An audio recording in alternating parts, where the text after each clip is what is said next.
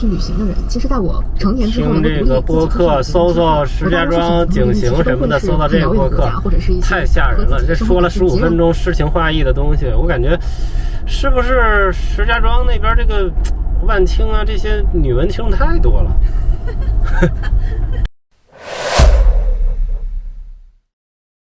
真的，我这听傻了都。就可能咱不太懂这播客，然后后来我这点开那个评论，这个播客底下评论第一条，这期播客里面有文学。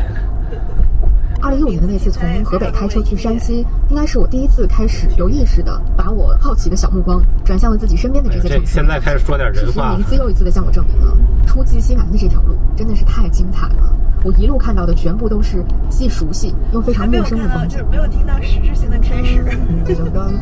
听音乐了，刚才还是一个 pre 的阶段。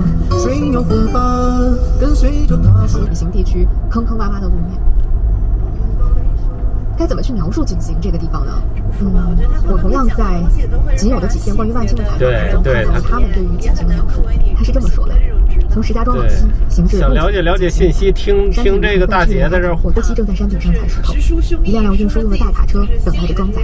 我先暂停了，要不这声音都影响我开车。你不能这么说人家不是想跟你讲旅游故事的，人家就是想表达疏解一下自己什么故乡对自己的精神力量。人家是讲散文的，对，这是散文播客，这是。你看看现在这个坑坑洼洼的路面，有没有类似的感觉？哎呀，我觉得要没有万青，这些人怎么活呀？我在这个声明一下啊，我不是黑万青，我也是万青的这个加薪了好多歌的这个热情歌迷，就是我能听懂万青里面说的那些河北的那些老的上世纪的那种情况。虽然我不在石家庄，但在河北东北边嘛，唐山啊、秦皇岛都一样的景象。河北确实是会有这种经历吧。哎，你这样也很危险哦。你不理解那个播客的话，说不定你把自己放在了心思细腻的文艺女青年们的队里面。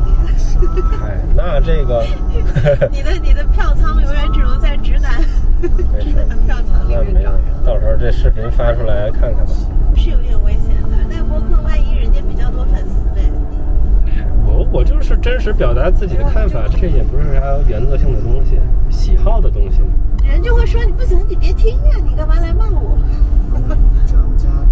其实你看，现在没有到河北，没有到石家庄，它是在山西东部的，还没进阳泉呢，晋中的东部。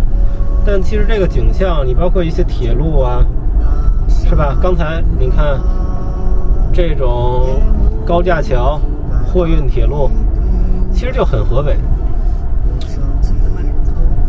就是有种历史的沧桑感，很难形容这种。所以我还挺佩服那个播客里那人。他能够用语言表述自己的心中所想，也是一个技能。是可能很多时候我们也有类似的感受，但是我不知道怎么把这语言或者一些修辞说法体现出来。也可能我们就是不够敏感。其实敏感也是一个天赋。就是内心很多你内心的那种感受吧，其实很难形容，很难表达。有的时候你像他那种乌里哇啦说那么一大串，倒不一定是他自己真实的那个想法的呈现，他过度的把这些东西就是修辞化。其实很多你细微的感受吧，你是确实不太好形容的，对吧？像我刚才我听这歌的时候，为什么我没说话？我在细细的品味。你就是说不出来，还不让别人说。再证明一下我自己啊！你看我 Spotify 万青，我点赞了5首歌，这已经算是很高的点赞数了。这首歌就是万青新的那个《记西南林路记》里的。也是我点赞的。